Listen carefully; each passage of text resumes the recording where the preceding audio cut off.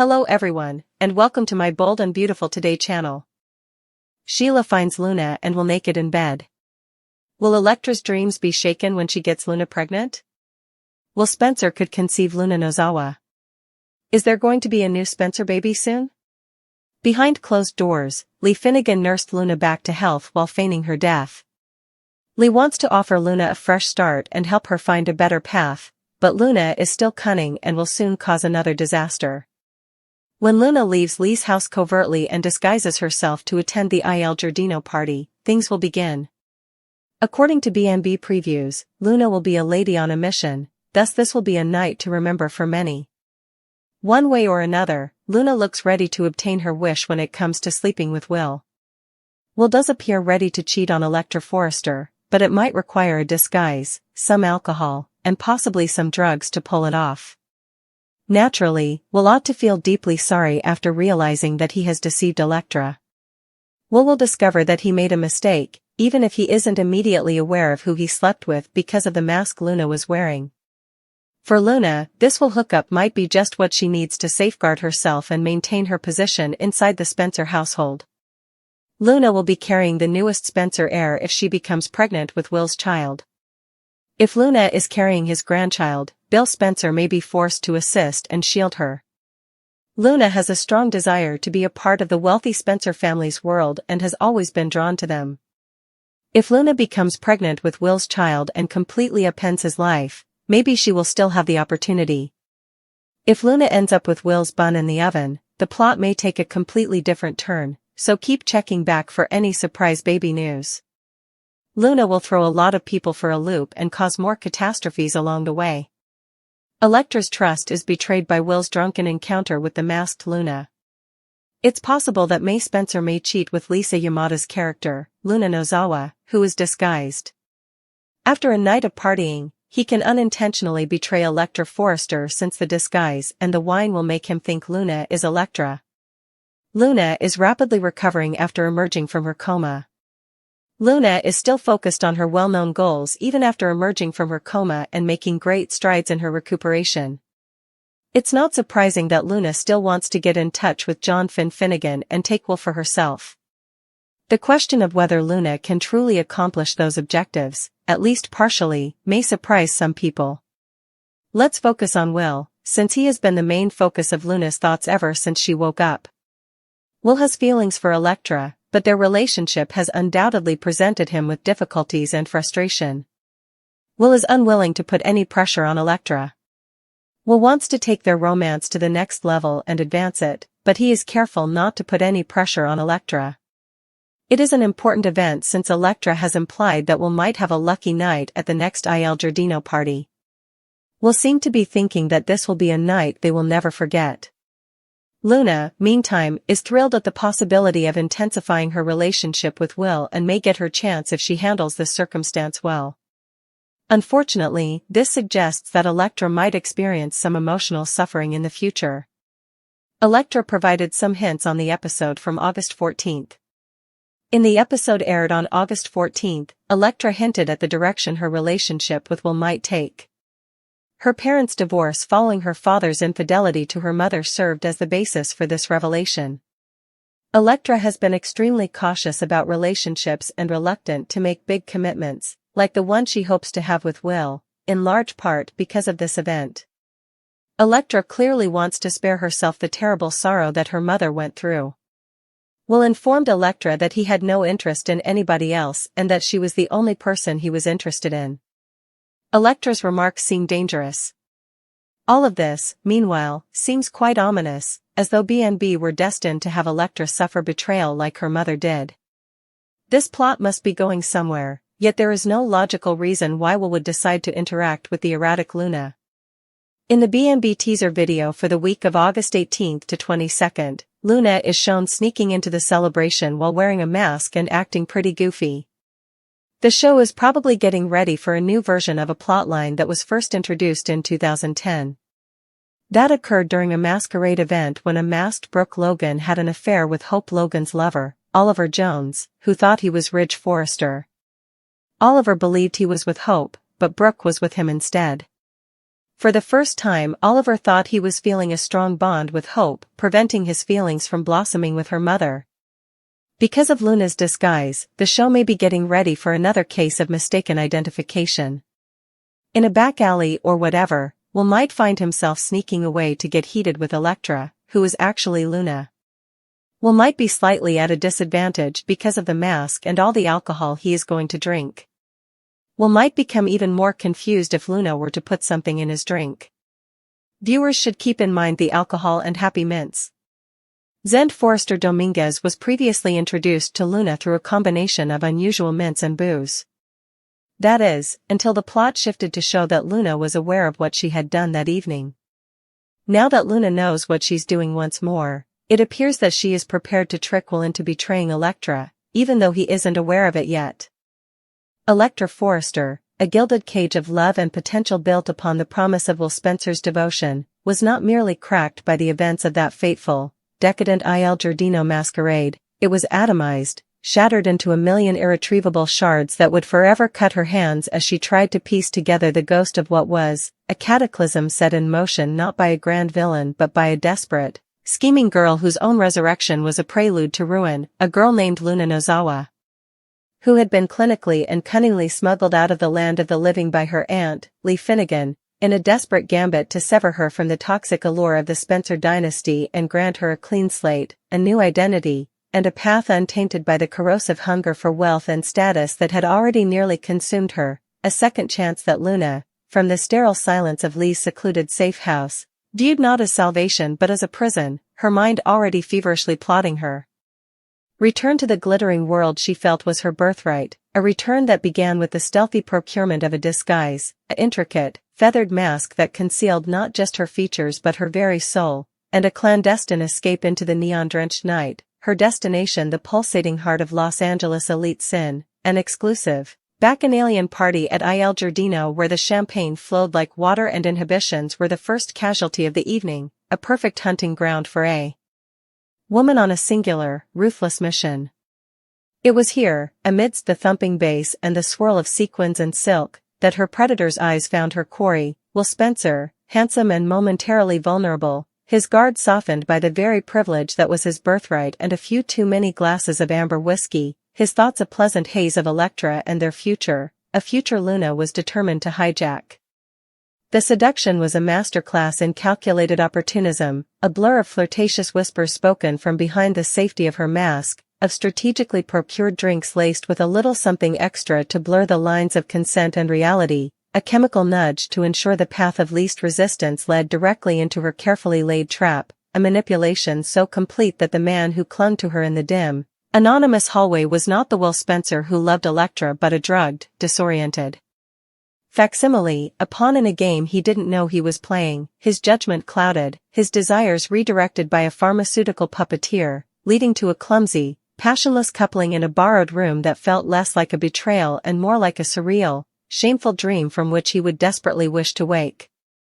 And wake he did, with a thunderous headache and a soul-crushing weight of guilt that settled in his stomach like a stone, the fleeting, hazy memories, the feel of feathers, a whisper that wasn't Elektra's, the profound, gut-wrenching rawness of it all, colliding with the immutable evidence of his own weakness, a betrayal so profound it felt like a self-inflicted wound, leaving him to stare into his own bloodshot eyes in the mirror and see a stranger, a cheat, the very man he vowed never to become, the architect of his own undoing and, more tragically, the demolisher of Elektra's unwavering trust, a trust he knew, with a certainty that chilled his blood, would never again look at him with the same unadulterated love, her dreams, of a simple, powerful love untouched by Spencer family scandal, of a partnership built on fidelity, of a future written in promises kept, now just pretty glass lying broken at their feet. Yet, while Will drowned in a sea of remorse and Elektra's world silently imploded, Luna, slinking back to her aunt's house with the dawn, viewed the night not as a sin but as a triumphant strategic victory, a necessary transaction, her body the currency used to purchase a ticket into the empire she coveted. A calculation that shifted from tactical to potentially dynastic weeks later when a telltale wave of nausea and a missed period confirmed her deepest, most audacious hope, she was carrying the ultimate bargaining chip, the most powerful key to the Spencer vault, a new heir, a child whose very DNA was an irrevocable tether to the fortune and legacy of Bill Spencer. This potential life growing within her was no innocent baby but a human shield and a crowbar, a guarantee of protection from a powerful grandfather who would have otherwise seen her vanished or destroyed, and a tool to pry open the doors of the mansion on which she had longingly pressed her face, securing her place not on the periphery, but at the very heart of the family, forever entwined in its bloodline, an outcome so perversely perfect it almost seemed destined. For Bill Spencer, a man who governed his world with an iron will and a checkbook, this created an excruciating paradox: a grandchild, a continuation of the Spencer name, born from deception and chemical coercion, a child who was both a miracle and a monstrosity, a blessing and a blackmail note, forcing him into a corner where his only choices were to reject his own blood or to embrace the very chaos he despised, ultimately choosing, as Spencers always must, to protect the dynasty above all else. Even if it meant legitimizing the schemer who had engineered its latest crisis. And so, the fallout from that one masked night rippled outwards with the destructive force of a tsunami, leaving a forever altered landscape in its wake. Electra's love story was reduced to ashes, a beautiful, fragile thing incinerated in the heat of a single, unforgivable mistake, leaving her to mourn not just the betrayal but the death of the future she had so clearly envisioned, a future where she and Will stood together, untouchable and true, now replaced by the haunting image of a masked woman and the ghost of a trust that could never be resurrected. Will was condemned to a purgatory of his own making, forever shackled to the consequence of his one night of weakness, forced to navigate a life where his every interaction with the child would be a reminder of the pain he caused Electra, a fatherhood born not of love but of scandal, a constant, living penance.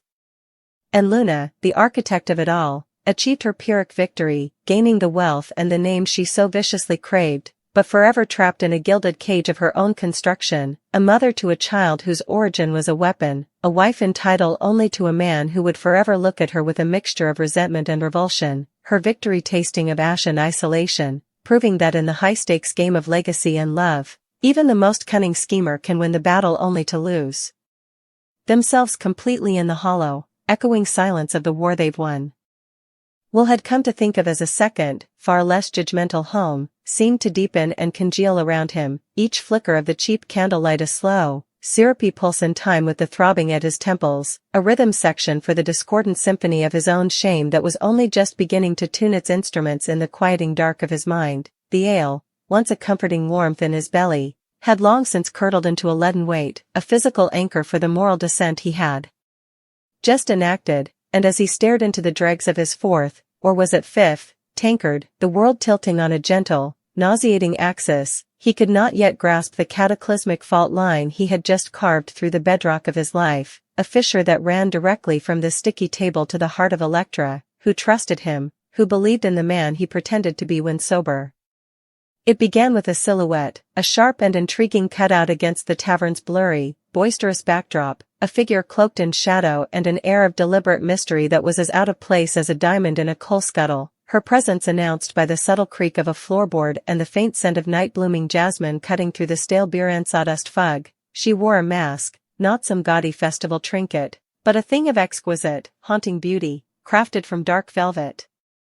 and silver filigree that caught the low light, obscuring the upper half of her face while leaving a mouth of devastating, cruel perfection exposed, a smile that promised secrets and demanded them in return. She was Luna, a name he would whisper later with the acid burn of regret in his throat, and she moved with a preternatural grace that bypassed his alcohol-sodden logic and spoke directly to a more primal, stupid part of him, the part that thrilled at danger and mistook complication for allure. Her voice, when she spoke, was a low, melodic hum that vibrated in his teeth, a sound that seemed to bypass his ears entirely, and her questions, posed with the gentle, probing insistence of a psychiatrist or a master interrogator, were about Electra, always about Electra, her routines, her fears, that specific project she was working on in the Citadel's archives, the one she'd sworn him to secrecy about, her vulnerabilities laid bare not through forceful extraction but through the gentle, intoxicated meanderings of a man who, in his cups, believed he was simply engaging in fascinating conversation, proving his own importance by showcasing his intimate knowledge of a remarkable woman.